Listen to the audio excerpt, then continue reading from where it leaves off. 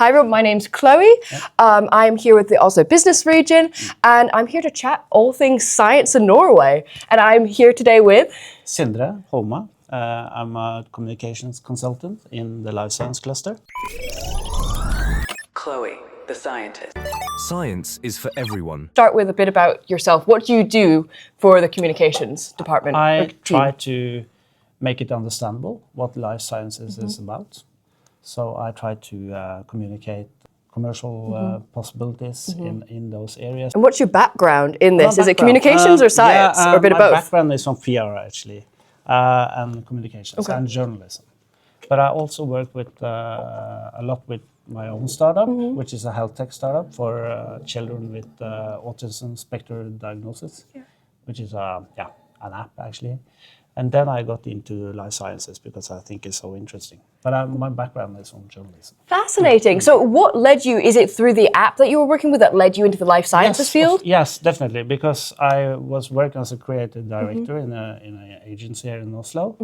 And then I had, I experienced having children that struggle with going to school and doing kind of daily routines actually. Yeah. So I made this app, gamification app, to help him get over the possibilities and get to school, and then also, So what does the app do? Can you tell a bit more about the app? Yeah, the app is called Habit with the 2 eyes. It's not in the US, but it's in the UK actually. Kind of habits, we call them, kind of fantasy figures. You can meet kind of characters in the app that follows you through the daily routines from you wake up until you get to school. Like you could have implications larger than just working with autistic children. Because it's many people struggle with daily routines, right? And there's a lot of research to do with how much people respond well to gamified systems and how much more productive they are. Yeah, definitely. So you can gamify almost everything to get people to do stuff, right? It reminds me, I don't know if it's an interesting book I read last year called The Metaverse. I don't know if you heard of it. I haven't heard of it. No, okay. It's they talk about this gamifying concept obviously they're trying to get it into this metaverse, like that's the long-term goal. But they talk about how a lot of they funneled through different social problems and then they put in different rules and things to essentially gamify how we do various societal things. Yeah, of course. And the only thing that they found out of all the different society, various things they were trying to gamify, healthcare was the one that you couldn't gamify because there's no one right way to do it. And I feel like it's how we know for the rest of the world as well. Yeah. And I'd love to actually touch on that a bit more. So you said that you work at the intersection of the healthcare and life science. What do you do in your communications work with I do a lot of work towards politicians actually because we need to strengthen the framework conditions for life sciences. I couldn't agree more. Get more because we're very good at research in Norway, but we're not good at commercializing research. We are an oil and gas country. We're good at that, but not so good at other industries. So we have a bit of work to do that, to kind of speed up the kind of implementation of good ideas into commercialization. So, And something I'm really passionate about is also trying to get more scientists to learn how to communicate their own research to larger audiences. So do you get involved with that at all? Yeah, of course. That's a really big topic. Okay. And what's because I'm really curious to learn, what's your strategies when you're trying to get scientists to even, think about communicating their science to larger audiences? I think it's about, kind of make it as simple as possible. You say to people when you meet them at kind of social events and family dinners, how do you communicate what you do there? I'm of the opinion, even talking to your friends and family about your science research is, part of what I want more people to do. Because I feel like I know so many scientists who, they tell their families, I work in cancer, or I work in Alzheimer's, and that's like all they know about it, right? They're like, it's too complicated otherwise to explain, but really it shouldn't be, in my opinion. It all can be simplified down. It definitely, it's sustainability and health, and that's what life sciences are all about. The biggest challenges you face when you're working with communicating science, either for the politicians or with other scientists. You have to be really simplistic in how you communicate it, because politicians are kind of, they meet so many different people, and many of them don't have the life science background.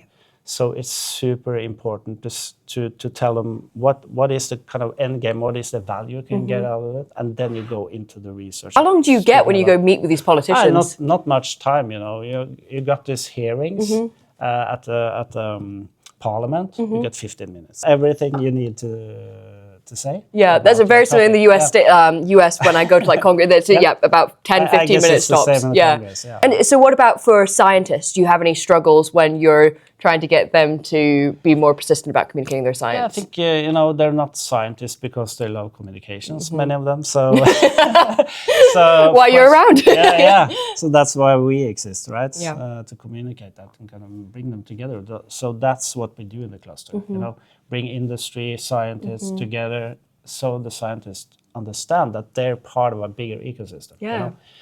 For them to get, you know, to have the opportunity to do the research, we need to see how this can be commercialized. Completely. So I think it's really about having them, you know, making them see that it's the bigger context of what they do. That's important. How do you teach, because this is something I've often thought about as well, is how do you teach scientists more about the importance of commercialization of research? Because they know, I mean, you hear scientists talk like, oh yeah, I should patent my work or whatever, but I feel like a lot of times when you're in the lab every day, you aren't really thinking about those next 10 steps down the line. You're thinking of like, okay, what's the next protein I should be testing in this? Yeah.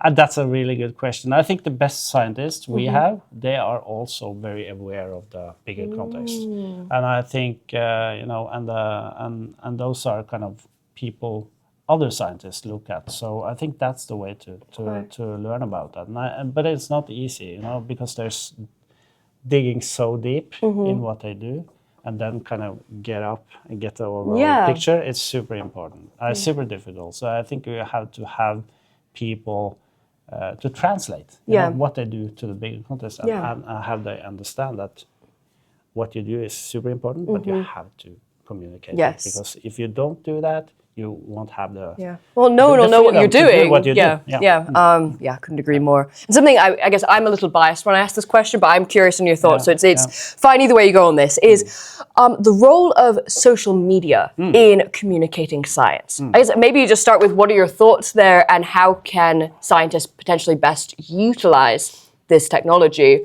to make an impact in science? I think you have the answer for that, actually. See, the reason I'm asking is because I don't have the right answer. Like, I feel like a lot of us, and I'm here with other science communicators, and we're all chatting about this. I think... I don't feel like there's a perfect solution right now. I think you're right. You know, I think what social media can do, and what social media is kind of is good at, you know, it's making people curious. That's where you can start, because it's so many people that are actually curious about new things.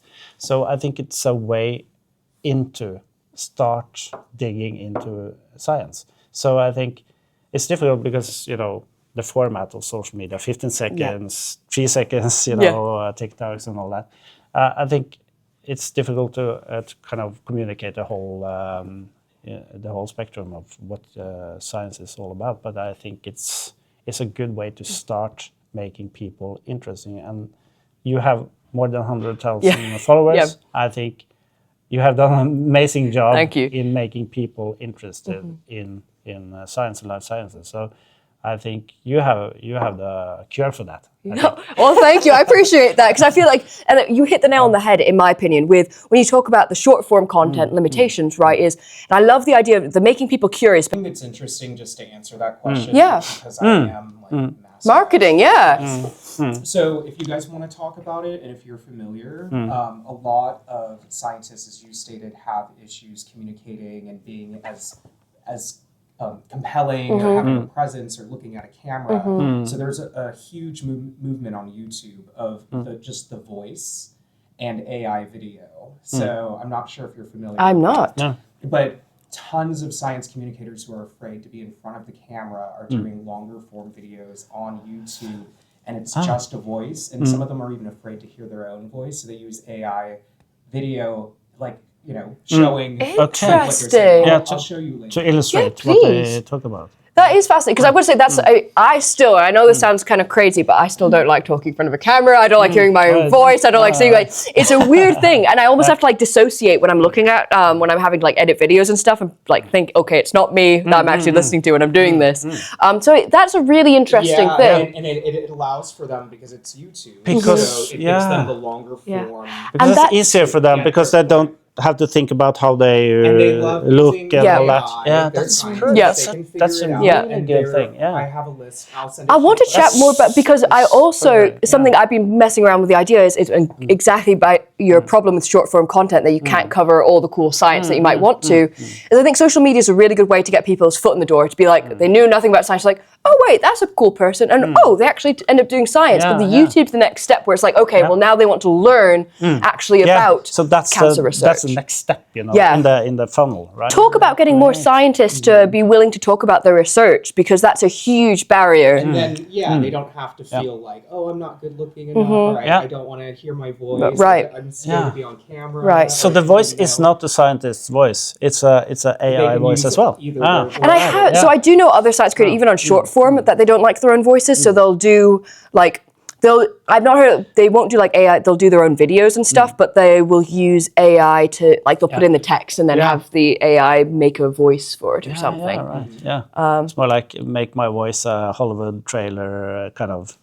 Action if I did it, voice. I'd sound like Arnold Schwarzenegger. What sort of communications like are you doing daily? Is it blogs? Is it getting scientists to talk in front of a camera like we were just talking about? What sort of stuff are you working on? We're using LinkedIn a lot. Okay. Communicating our events and what our members are doing, and also use because LinkedIn is really good at attracting politicians as well. So we use that for kind of using kind of saying that 10 points, 10 things we need to have in place to get a good life science kind of strategy in Norway. Yeah. What would you like to see more of from science communication as a whole, in like as a field? I think there's so much, in Norway, Norway, so that had the second longest coast in the world, I think. Oh, I didn't know that. Actually, I think it's only Canada that has a longer coast than Wow. us. So there's so much unexplored under the surface of the ocean. So what I would like to know is more like what is happening under there and what can we do with it? Because you get when the climate is getting warmer, you also get more sea, which is open, like in around the North Pole, for example. That's basically not a good thing, of course, but there's so much happening in the sea that we don't know about. There's so much research on it too. Right. And it has been since we discovered the North Pole actually in the early 1900s. So there's been research on that topic, but we don't know too much about it. I think. I was like, even as a kid, I've always been terrified of the ocean. I'll go in like a little bit, but the reason it scares me so much is because like when I heard the stats about how little we actually know about what's in the ocean. I mean, obviously we know stuff like, but there's so many like we still are exploring new animals and the amount of things that we don't know that are going, especially closer to the bottom of the ocean floor, is incredible. Yeah. But what we do in the cluster is kind of talking a lot about different species and different plants you can use to feed fish, for example. Interesting. So there's a lot of stuff we can use for food. And so that ties well because I wanted to then pivot into what the cluster does. So maybe because people are going to be familiar with this, could you give a little bit of an overview, and you kind of were just touching on it, is what sort of research is the cluster working on? And you kind of mentioned it was interdisciplinary as well. So how is that different disciplines work together? It's health research, so it's a lot of cancer research and other kind of research related to health, human health. There's animal health. So there's a lot of agriculture research. We have a big university right outside Oslo at Ås doing that. And there's a lot of sea research, of course, because we have one of the largest sea farms in the world in Norway. Wow. All along the coast, it's a lot of sea farms, with different species of fish, so crabs and stuff like that. So it's kind of getting those people together and see if there are synergies. You know, we're very into connecting human health and animal health because we have so much knowledge about both of them, but they don't meet each other too much. But I think there's a lot of synergies to get out of. And something I keep hearing over and over in the past couple of days I've been here is how much Oslo seems to be emphasizing and valuing those different sorts of relationships between humans and animals, humans and plants and the environment, that I feel like my experience in the States research that it's so niched and narrowed down. That was actually part of the reason I left academia to begin with, because I felt like I was getting so narrowed in. I was like, but there's all this other cool science going on, and I'm not learning about it because I'm working on a specific, in my case, it's an amyloid. I think kind of the most important thing we do is to be kind of that intersection where those people meet. And we are actually building Europe's biggest life science building. Oh, cool. Right. When will that be finished? I think it's a couple of years it will be finished.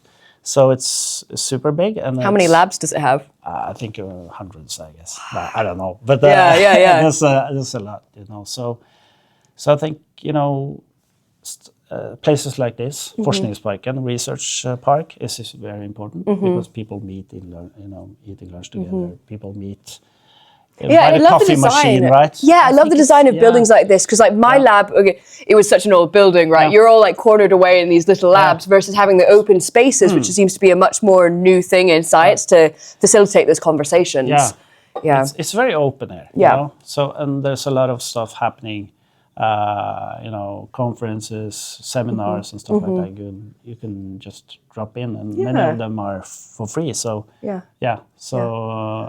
we have in the science park we have the life science cluster, we have the health tech cluster, and we also have a cancer cluster not far from here as well. So I think I'm heading to the cancer cluster actually later today. Very interesting because Norway is very good at cancer. Yeah, I had heard that. Yes. And radio pharmacy and stuff like. I do have to really ask. Advanced, I do have to ask just over my own personal curiosity. Do you have a favorite new science discovery that's come out of the cluster? Precision medicine. Okay.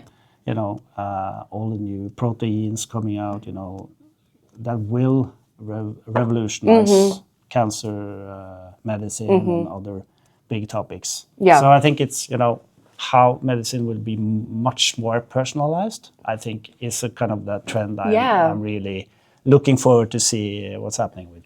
I'm surprised a sci-fi movie has not been made about this sort of topic yet, because I think that it's such a cool idea where you go get your whole genome sequence, and okay, now we know this specific mutation is what's causing your cancer. Let's change that out, and now you're done. Then you rolling out kind of your medication, which is only for you. Right?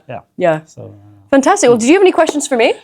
Of course. How did you come up with kind of building this audience? Didn't have any plans to actually do psychom. My original thought was in senior year of university. I was at University of Wisconsin-Madison, and I really wanted to go to grad school and do a PhD. But at the time, the labs I was working, I just didn't see many people like me.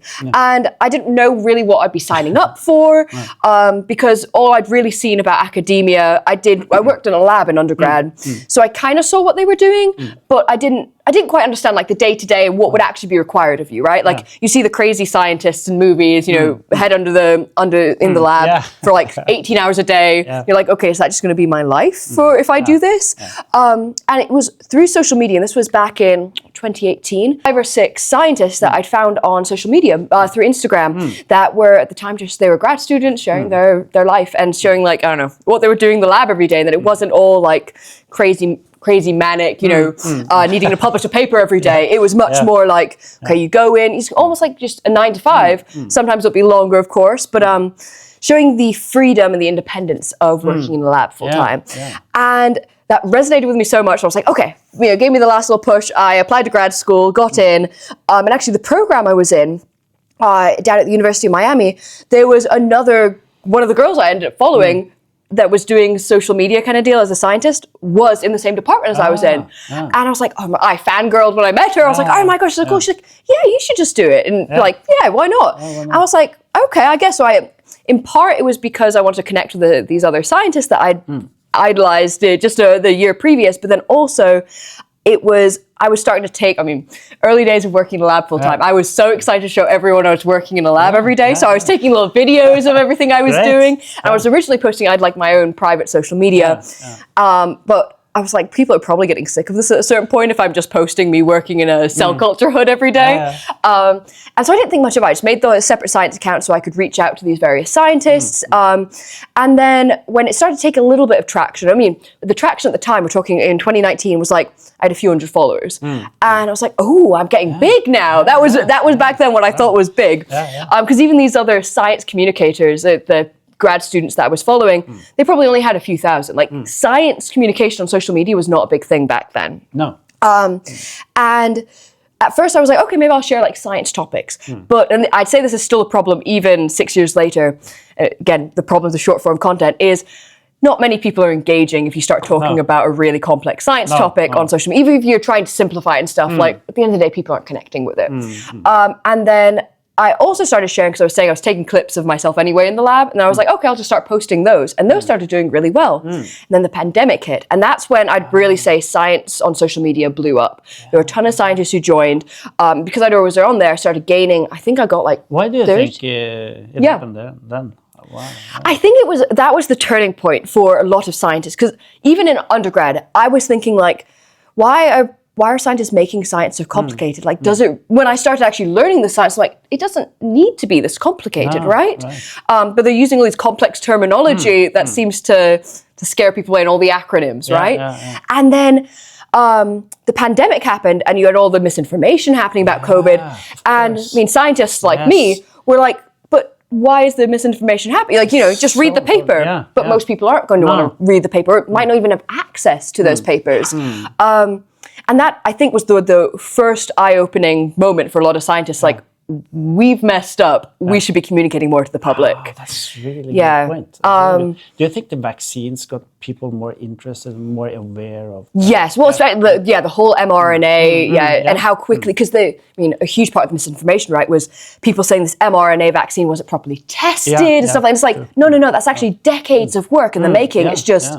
because it didn't make the public news cycle, the public wasn't aware of how cool this science actually is. And to be fair, and I say this with love to scientists, I think we are our own worst enemies, because we are making it increasingly more difficult for people to understand our science. And I would say, like, in academia especially, there's such an idea of like everything needs to be an acronym, everything needs to be, so you can show how smart you are, kind of. But by doing that, you're making it increasingly more niche of a field. And so I think we need to be pushing more scientists to, one, communicate more, because that will show them, okay, do I actually need to keep using all this jargon and terminology?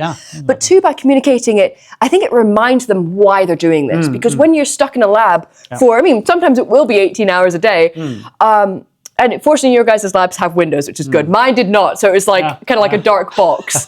You kind of forget about the outside world. You're so in your bubble. You're like, okay, I need to work on getting this assay to work. You forget about the bigger picture where like 10 years down the line, this could be a cancer therapy that's treating patients. So that's my driving. After COVID, it got bigger, and so I'd start sharing more of my life on social media, but this driving presence, and that's kind of what's led me after grad school to keep on doing science communication, is trying to convince more scientists it's not actually that scary to talk about your science. And going back to this scientists being their own worst enemy is, I have actually chatted again with the other... Do you think they're afraid of kind of losing credibility in the science community? That is exactly what I was about to talk about. Because precisely. Because again, what I was just chatting with the other scientists about, there's such a stigma with scientists talking about their science, especially online, because there's always other scientists who are going to share their 2 cents about how they're more of an expert than you. And be like, oh, well, I don't actually like the analogy used there. I think this is the better analogy, whatever. And it's like, sure, there might be better ways to explain certain things. But at the end of the day, if most scientists like myself are more concerned about what other scientists are going to say when we post it, rather than the fundamental goal of getting across like a new CAR T cell therapy. You've missed the whole point. And so scientists love them. I just think we need to be we need to come from a place of love when we're talking about science, and not immediately want to tear other people down to prove that we know more than the other people that we're talking about. But that's a fantastic question, because that's kind of my big gripe with science communication at the minute. What do you think? I guess many of your followers, they're young people. Is there more interest among the younger people for stuff like that? Definitely. I'd say that's something that surprised me the most, is how interested young, and that maybe just goes to curiosity, right? Because after the pandemic, people are like, okay, so these things called, mRNA vaccines, yada yada, like, what does this actually mean? And so I would say there's an innate curiosity from the younger generation wanting to learn more about science. But traditional, I'll talk about my own experience, is back in middle school and high school, I didn't think science was cool. I actually didn't want to be a scientist back in middle school, high school, because my thought of science was reading dry textbooks, taking multiple choice exams, thinking that everything about science was already known in these textbooks, right? Yeah, of course.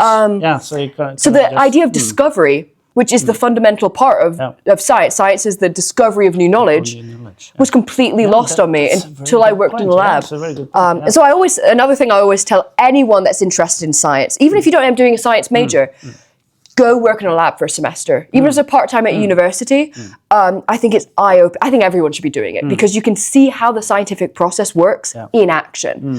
I think it makes people a lot more, science misinformation, one of the biggest things is, well, they lied to us before, right? It's like, no. It's just there's new information that came out. But it's so hard to understand that unless you actually work in a lab. It builds on, the knowledge that's already there. Right, so, It's like building blocks. Exactly. Thank you so much. Chloe, the scientist. Science is for everyone.